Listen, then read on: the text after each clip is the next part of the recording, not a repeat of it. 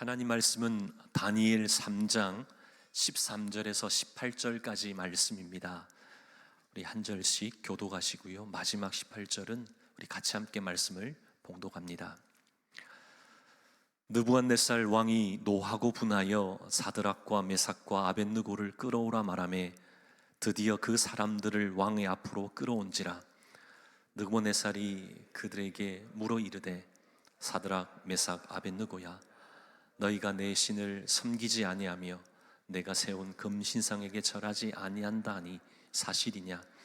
이제라도 너희가 준비하였다가 나팔과 피리와 수금과 사명금과 양금과 생황과 및 모든 악기 소리를 들을 때 내가 만든 신상 앞에 엎드려 절하면 좋거니와, 너희가 만일 절하지 아니하면 즉시 너희를 맹렬히 타는 풀무불 가운데에 던져 넣을 것이니 능히 너희를 내 손에서 건져낼 신이 누구이겠느냐 하니, 사드락과 메삭과 아벳느고가 왕에게 대답하여 이르되 느부갓네살이여, 우리가 이 일에 대하여 왕에게 대답할 필요가 없나이다. 왕이여, 우리가 섬기는 하나님이 계시다면 우리를 맹렬히 타는 풀무불 가운데에서 능히 건져내시겠고 왕의 손에서도 건져내시리이다. 그렇게 하지 아니하실지라도 왕이여, 우리가 왕의 신들을 섬기지도 아니하고 왕이 세우신 금신상에게 절하지도 아니할 줄을 아옵소서. 아멘.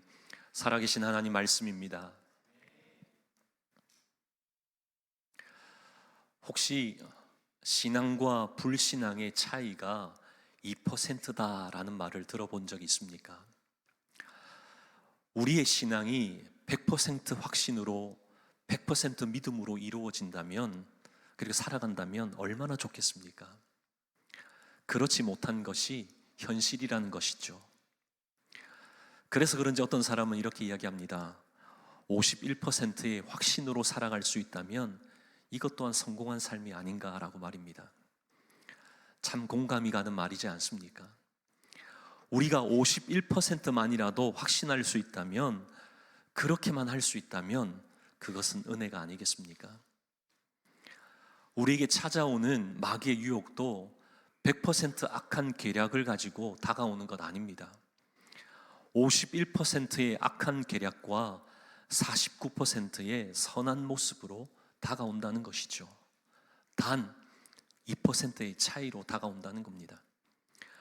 이 2%의 차이를 구별할 수 있는 믿음의 분별력이 승패를 좌우한다는 것이죠.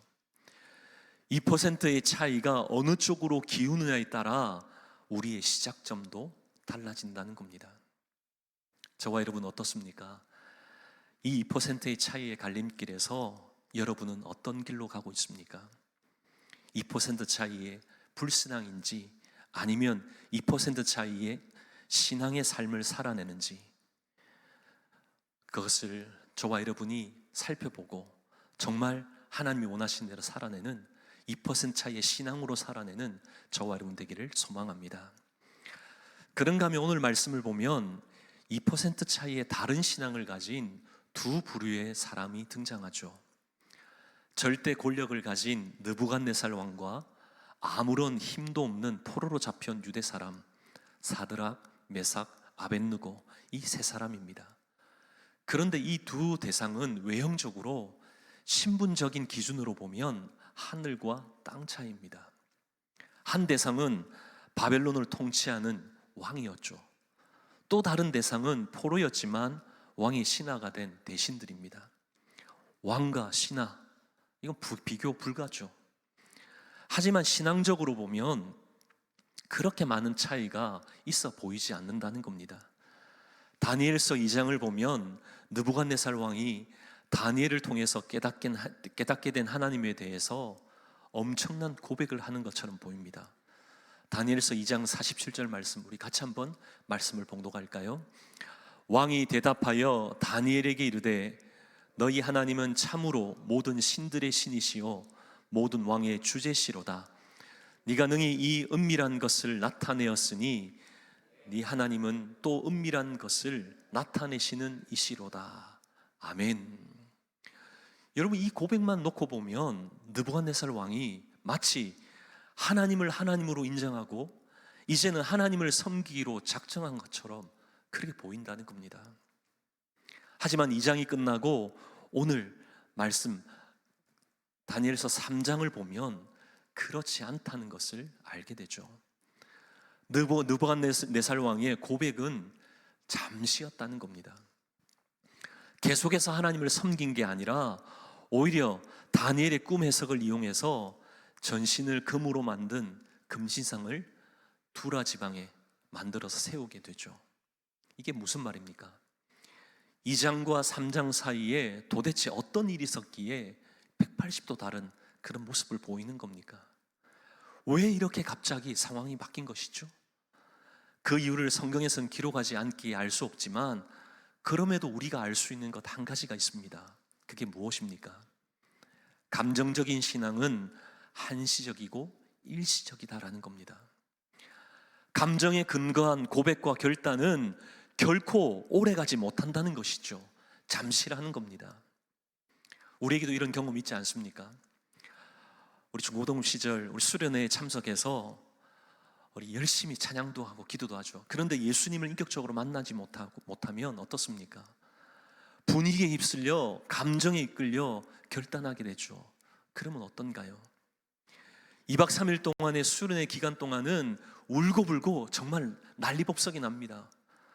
그러나 수련회 마치고 돌아오면 가정과 교회에서의 모습은 어떠합니까? 그때의 결단은 며칠을 가지 못하죠. 작심삼일이죠. 느부갓네살 왕도 마찬가지였다는 겁니다. 하나님과 하나님 말씀에 기초한 신앙이 아니었기에 이내 그의 마음에 갈등이 일어났다는 겁니다. 감정과 감성에 근거한 신앙이었기에 쉽게 불신앙으로 돌아섰던 것이죠. 감성적인 터치가 되었을 때는 하나님을 온전히 공경할 것처럼 그렇게 고백했습니다.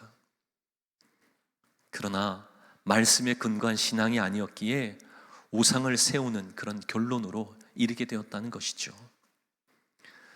이런 말씀에 근거한 신앙이 아니면 사람의 생각이나 감정은 쉽게 변하기에 늘 불안정하다는 겁니다. 하지만 말씀에 근거한 믿음은 말씀 자체가 절대로 변하지 않기에 더욱 확고해지는 줄 믿습니다. 그렇다면 우리는 우리의 신념과 감정이 아니라 절대 변치 않으시는 하나님, 영원한 말씀에 근거한 믿음의 삶을 살아내야 하는 줄 믿습니다. 그런가 하면 오늘 말씀에 등장하는 다니엘의 세 친구 사드락, 메삭, 아벳느고는 어떠했습니까? 그들은 느부갓네살 왕과는 달랐죠. 처음부터 끝까지 하나님만을 섬겼다는 겁니다. 오늘 말씀을 보면 느부갓네살 왕이 금우상을 만들고 그것에 어떻게 하라고 했죠? 절하라고 했습니다. 근데 그 금신상의 크기가 어느 정도였습니까? 다니엘 3장 1절 말씀을 보면 높이는 60규빗이요 너비는 6규빗이라. 감이 오십니까? 한 규빗은 팔꿈치에서 손가락 끝까지의 길이입니다. 대략 50cm라고 얘기하죠. 그럼 이것을 계산해 보면 어떻습니까? 높이가 무려 30m입니다. 그리고 너비가 3m죠. 엄청나지 않습니까? 이 거대한 우상을 만들었다는 겁니다. 보는 것만으로도 압도당하는 그 정도의 규모였다는 거죠.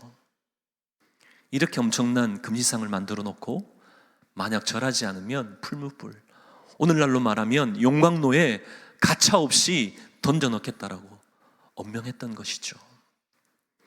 혹시나 이 명령을 듣지 못했을까봐 동네마다 알려주어서 모든 백성이 다 알도록 했습니다. 심지어는 4절 말씀에 보면요, 다른 나라 사람들을 위해서도 통역까지 했다는 것이죠. 각 언어로. 그것도 모자라서 5절을 보면 친절하게 나팔과 피리, 수금과 사명금과 양금과 생황과 및 모든 악기 소리를 동원해서 깜빡하지 않고 엎드려 절할 수 있도록 도와주기까지 했다는 겁니다. 그럼에도 다니엘의 세 친구였던 사드락, 메삭, 아벳느고는 절대로 절하지 않았다는 겁니다. 그래서 어떤 일이 있었습니까? 오늘 8절 말씀을 보면 그동안 곱게 여기자 눈에 가시처럼 생각했던 갈대아 사람들이 당장 왕에게 나가서 참소했죠. 고소와 고발했다는 겁니다. 그 왕이 어떻게 했습니까? 13절을 보면 노하고 분하여, 보통 화가 난 게 아니라는 거죠. 그래서 세 사람을 자기 앞으로 끌어오게 해서 끌고 왔다는 겁니다. 그런데 15절을 보면 느부갓네살 왕이 어떻게 하죠? 이제라도, 지금이라도 악기 소리가 날 때 절하면 용서해 주겠다는 겁니다. 이건 엄청난 배려이고 엄청난 관용이잖아요. 왜냐하면 이 세 사람을 느부갓네살 왕이 직접 세운 신하이고 대신이었기에 그렇게 했던 것이죠. 자신의 명령을 번복한다, 이건 왕으로서의 자존심이 상하는 일입니다. 또 다른 대신들이 보기에 이 제안은 이미 원성과 원망과 시기와 시비거리가 되기에 충분한 것이었죠. 그럼에도 그 세 사람을 위해 다시 한번 기회를 주었다는 겁니다. 그런데도 그들은 황송해하거나 감사하기는커녕 뜻을 전혀 굽히지 않았다는 겁니다. 여전히 하나님 앞에서의 삶을 지속했다는 것이죠. 오히려 그들은 오늘 말씀 16절을 보면 이렇게 대답합니다. 우리가 이 일에 대하여 왕에게 대답할 필요가 없나이다. 지금 이 사람들이 처해 있는 상황이 어떤 상황입니까? 지금 이들은 죽음과 삶의 갈림길에 놓여 있잖아요. 그러게 어쩌면 이 기회가 자신을 살릴 수도 있는 절호의 찬스이기도 하고 마지막 기회일 수도 있다는 겁니다. 그런데도 이 세 사람은 이구동성으로 우리가 이 일에 대하여 왕에게 대답할 필요가 없다라고 이렇게 선언했다는 겁니다. 이게 무슨 말입니까? 이 대답에는 우리가 행한 일에 대해 어떤 결과가 주어진다 할지라도 조금도 개의치 않습니다. 우리는 이미 죽을 각오가 되어 있습니다. 우리는 절대로 타협할 수가 없습니다. 이 의미가 담겨 있는 고백이라는 거죠. 얼마나 결연에 찬 의지 표현입니까? 정말 놀라운 그런 선포 아닙니까? 이 세상에는 절대적인 것과 상대적인 것이 있습니다. 그러다 보니 우리는 상대적인 것으로 인해서 타협하고 융통성을 발휘하기도 한다는 거죠. 하지만 절대적인 것에서는 어떤 경우에도 양보하거나 타협해서는 안 된다는 겁니다. 예를 들면 하나님을 믿는다, 예수님은 나의 구주시다, 예수님을 믿으면 구원받는다, 예수님이 십자가에 달려서 나의 구원을 완성해 주셨다, 하나님이 거룩하니 너희도 거룩하라, 우상을 섬기지 말라, 이런 것은 우리 신앙에 있어서의 절대 가치라는 겁니다. 이 절대 가치는 비록 우리가 선택의 기로에 서 있다 할지라도 결코 포기하거나 타협해서는 안 되는 겁니다. 다른 것은 다 양보해도 절대적인 진리만큼은, 하나님과 십자가의 복음, 거룩만큼은 결코 양보해서는 안 된다는 거죠. 다니엘의 세 친구도 마찬가지였습니다. 어쩌면 왕의 특별한 배려 때문에, 신임 때문에 어느 정도 마음의 부담이 될 수도 있었을 겁니다. 하지만 그렇다고 타협했던 것 아닙니다. 그렇다고 다시 한번 기회가 주어졌을 때 왕이여 며칠만 좀 더 생각해 보겠습니다, 이렇게 시간도 끌지 않았다는 겁니다. 그들은 다른 것은 몰라도 하나님과의 관계, 신앙의 순결만큼은 절대로 포기할 수도 양보할 수도 없었던 것이죠. 계속해서 17절 말씀을 보면 그들은 당당하게 자신의 신앙을 왕 앞에서 고백하지 않습니까? 근데 그들이 했던 고백, 어떤 상황이었습니까? 죽음의 자리였잖아요. 맹렬히 타는 불법불 앞에서 죽으면 죽으리라, 이 결단의 선포로 나갔던 겁니다. 죽음 앞에서 이런 모습을 보였다는 거죠. 여러분, 어떻게 죽음 앞에서도 이런 태도를 취할 수 있었던 겁니까? 어떻게 이런 모습을 보일 수 있는 거죠? 그의 답이 18절을 보면 나옵니다. 18절을 보면 그렇게 하지 아니하실지라도, 그렇게 하지 아니하실지라도, 이 신앙이 있었기에 가능했다는 거죠. 이게 바로 2% 차이의 신앙이라는 겁니다. 49%가 아닌 51%의 확신과 믿음이라는 거죠. 우리 눈에 보기에는 너무나 연약하고 작게 보이죠. 그러나 놀라운 신앙입니다. 근데 말씀을 자세히 보면 17절과 18절의 고백이 좀 서로 어울리지 않는 듯하게 느껴집니다. 왜냐하면 17절에서는 확신에 찬 그런 믿음의 선포인 듯한데 18절에서 하나님이 그렇게 해주시지 않으면 만일의 상황을 대비해서 하는 듯한 그런 말로 느껴지지 않습니까? 사드락과 메삭 아벳느고가 방금 전까지만 해도 16절 17절을 통해서 우리가 왕에게 대답할 필요가 없습니다, 하나님이 우리를 맹렬히 타는 풀무불 가운데서도 능히 우리를 건져내시겠고 왕의 손에서도 건져내신다, 이렇게 확신하게 선언했죠. 그런데 18절에 가서는 그렇게 하지 아니하실지라도, 살짝 꼬리를 내린 듯한 그런 느낌이 들지 않습니까? 혹시 모를 상황에 대비해서 빠져나갈 그런 구멍을 만들어 놓은 듯한 그런 느낌을 받기도 한다는 겁니다. 정말 이들이 이런 의미로 고백했던 걸까요? 그렇지 않습니다. 그렇다면 그들이 고백했던 그렇게 아니하실지라도, 이건 어떤 의미입니까? 저는 언젠가 사무엘상 17장 말씀 묵상하고 설교를 준비하는 가운데 이런 의미겠구나, 이런 생각이 번쩍 드는 겁니다. 사무엘상 17장을 보면 다윗과 골리앗의 싸움이 나옵니다. 여러분 너무나 잘 아는 이야기죠. 다윗과 골리앗 이야기.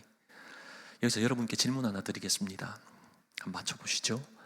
다윗이 골리앗과 싸우러 갈 때 실제로 들고 간 돌은 몇 개였습니까? 몇 개였습니까? 5개입니다. 매끄러운 돌 5개.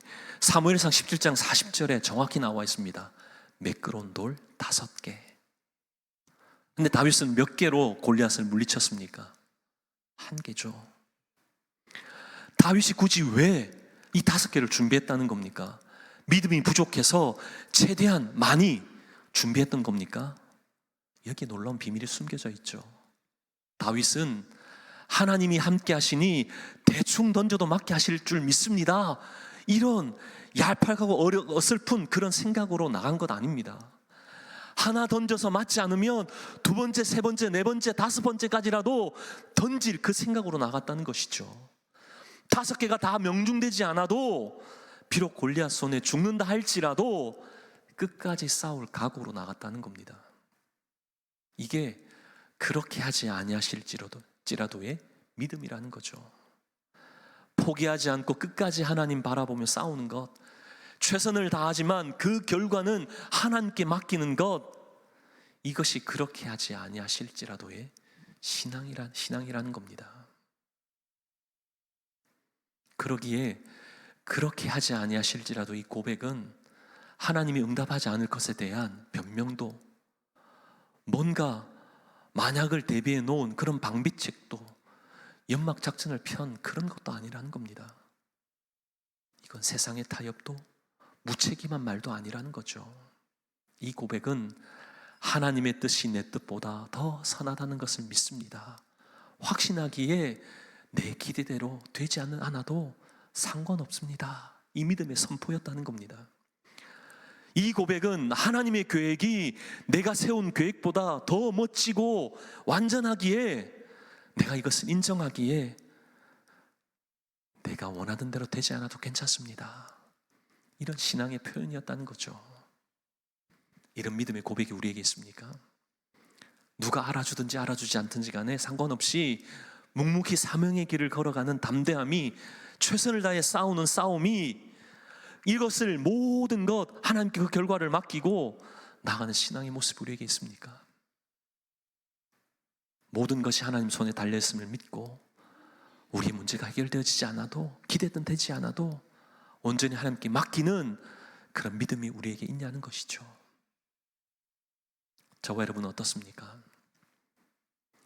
어쩌면 사드락과 메삭과 아벳느고에게도 느부갓네살과 영적인 그 전쟁을 벌이면서 그들 내면에 수많은 갈등이 일어날 수도 있을 겁니다. 이 싸움을 싸운다고 내게 유익이 있는가? 굳이 이렇게까지 해야 하나? 불이익이 당하지 않도록 이쯤에서 그냥 적당히 마무리해야 하지 않은가. 아마도 이런 여러 가지 생각이 막 교차했을 겁니다. 하지만 그들은 이기고 지고의 싸움을 떠나서 싸워야 할 싸움을 싸웠다는 것이죠. 어떤 미신적인 기적이나 요행을 바라지 않고 감당해야 될 사명을 감당했다는 겁니다. 순수한 믿음으로 하나님께 모든 것을 맡기고 지금 자신의 자리에서 최선을 다했다는 것이죠. 이 미묘한 2%의 이 신앙, 이게 바로 그렇게 아니하실지라도의 신앙이라는 겁니다. 여러분, 우리는 이 길을, 이 신앙의 걸음을 걷고 있습니까? 조금 시간이 지난 사건이지만 미국 콜로라도 덴버의 리틀톤에서 우리 에릭 해리스 그리고 딜런 클리볼드라고 하는 이 두 학생이 총을 난사했습니다. 그 결과 13명의 학생과 교사들이 사망하는 그런 충격적인 사건이 있었죠. 이들이 히틀러의 생일을 맞이해서 그것을 기념하기 위해서 이처럼 광기 어린 그런 학살극을 벌였던 일입니다. 그런데 참혹한 현장 가운데 있었던 학생들의 그 증언에 의해서 참 놀라운 이야기들이 전해졌죠. 총기를 난사한 해리스와 클리볼드는 학생들을 캠퍼스에, 학교의 어느 한 곳에 모아두고 한 사람 한 사람에게 총구를 갖다 대고 이런 질문을 했다는 겁니다. Do you believe in God? 하나님을 믿어? 이렇게 물었다는 겁니다. 많은 학생들이, 심지어 교회를 다니는 학생들도 살아남기 위해서 나 하나님 믿지 않는다라고 이렇게 대답했다는 거죠. 믿지 않는다는 대답이 나오면 이 두 아이는 음흉한 미소를 짓고 살려주었다는 겁니다. 근데 이런 공포적인 그 분위기 속에서도 여학생이었던 캐시 버넬이라고 하는 이 여학생은 총구 앞에서도 Yes, I believe in God. 나는 하나님을 믿습니다. 그러기에 하나님은 지금도 살아계시기에 너희도 역시 하나님 믿고 그 길을 따라야 한다라고 이렇게 그 아이들에게 담대하게 외쳤다는 거죠. 그러자 이 두 아이가 분노해서 그럼 네가 믿는 하나님 곁으로 가라고 방아쇠를 당겨버렸다는 겁니다. 그 순간을 지켜본 많은 학생들이 충격에 빠졌다는 것이죠. 그 놀라운 것은요, 이 사건이 진정되고 나서 곳곳에 놀랍게 캐시 버넬의 순교 앞에 자신의 비겁함, 한없이 부끄러웠던 그 많은 기독 학생들이 이를 계기로 다시금 신앙의 그런 결단, 신앙의 각성의 그런 시간들을 가지게 되었다는 겁니다. 또한 캐시 버넬의 그 부모님도 자신의 딸을 애도하는 10대들에게 내 딸은 복음을 위해 하나님께 드려졌다고, 캐시는 이것을 위해 태어났다라고 오히려 의연하게 그 애동하는 아이들에게 이렇게 외쳤다는 것이죠. 이러한 사실이 미국 온 전역 순교의 이 소식들이 막 알려지면서 많은 10대들에게서 스스럼 없이 Yes, I believe in God. 나는 하나님을 믿습니다. 이런 문구가 적혀있는 그런 티셔츠를 입는 그런 열풍이 일어났다는 겁니다.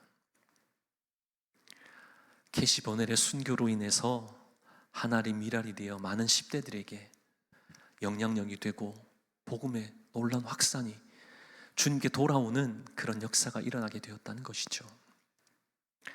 만약 우리에게도 이런 순간이 있다면, 이런 순간이 우리에게 주어진다면 저와 여러분 어떻게 하겠습니까? Yes, I believe in God. 나는 하나님을 믿습니다. 이 확실한 고백으로 여러분 반응해야 하지 않을까요? 우리가 잘 아는 교부 폴리갑도 예수님을 믿는다는 이유로 순교를 당했습니다. 그가 순교를 당하기 직전에 죽음을 앞둔 핍박자들이 지금이라도 신앙을 포기하면 목숨을 살려준다라고 폴리갑을 회유했죠. 그러나 폴리갑은 화형을 당하는 그 죽음 앞에서도 내가 오늘까지 80여 년간 살아오는 동안 우리 주님께서 나를 버리신 일이 없었거늘 지금 내가 어찌 주님을 부인하리요? 나는 이대로 그냥 죽겠습니다. 이 고백을 남기고 순교했다는 겁니다. 사랑하는 저와 여러분, 신앙생활은 호기 부리면서 그렇게 하는 건 아닙니다. 우리가 열심히 하면 하나님께서도 도와주신다, 이게 신앙생활이 아니라는 거죠. 우리의 신앙생활은 하나님의 뜻이면 합니다, 하나님께서 함께 하시면 됩니다, 이 믿음 가지고 하는 것입니다. 신앙과 불신앙의 차이는 겉으로 보기에는 별 차이가 나지 않습니다. 아주 미묘한 차이, 2%의 차이라는 거죠. 하지만 겉으로 보기에는 아주 미묘한 차이라 할지라도 믿음으로 행하지 아니하면 아무것도 아니라는 겁니다. 모든 결과를 하나님께 맡기지 않으면 nothing이라는 거죠. 아무것도 아니라는 겁니다. 그러나 하나님께 맡기면 everything, 모든 것이 되는 줄 믿습니다. 여러분 믿으십니까?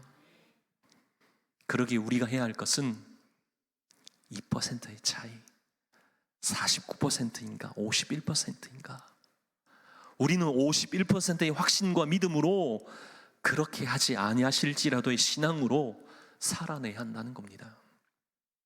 결과에 상관없이 우리에게 주어진 싸움을 싸워야 하고 감당해야 될 사명을 충성되게 감당해야 하는 줄 믿습니다. 우리가 느끼기에 하나님이 침묵하시는 것 같다, 그런 생각이 들어도 우리는 결코 하나님의 전능하심과 하나님의 선하심을 의심하지 않는 하나님의 사람으로 살아가야 하는 것이죠.